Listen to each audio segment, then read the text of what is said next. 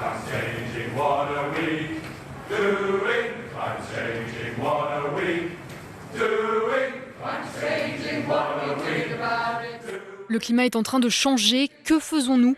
Que faisons-nous pour empêcher ça ? Ce sont les premiers mots de cette chanson entonnée par le mouvement des chorales pour le climat à Londres en décembre dernier. Près de 550 chanteurs et chanteuses, chapeau melon sur la tête et brandissant des pancartes, ont participé à ce concert de protestation au cœur du Business Center de la capitale britannique pour interpeller les décideurs du pays sur la destruction des milieux naturels en cours. Kate Honey est compositrice et chef de chœur. Je suis très heureuse que ma chanson « Éradiquer l'écocide » ait été interprétée devant quelques-uns des pires assureurs et bailleurs de fonds de l'industrie fossile au Royaume-Uni.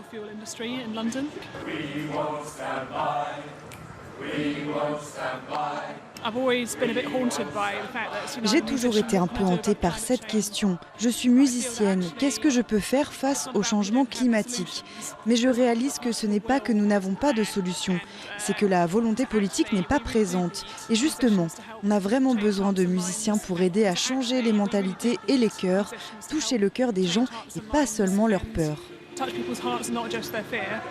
Ces musiciens réunis à Londres appartiennent à quelques 10 chorales pour le climat réparties à travers la Grande-Bretagne.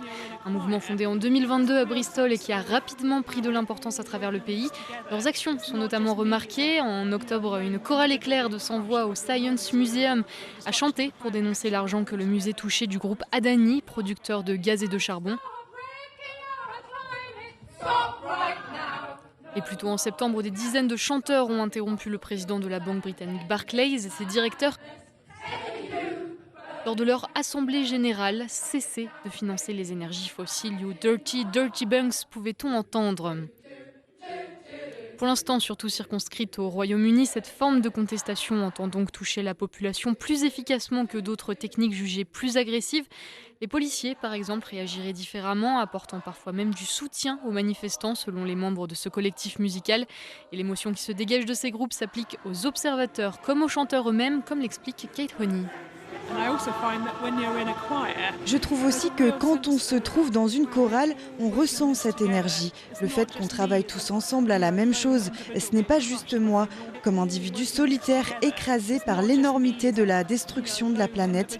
Nous sommes tous ensemble et nos voix chantent une même harmonie.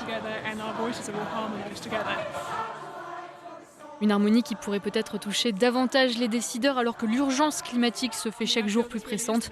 Ce dernier mois de janvier a encore été le plus chaud jamais enregistré sur Terre selon l'Observatoire européen Copernicus.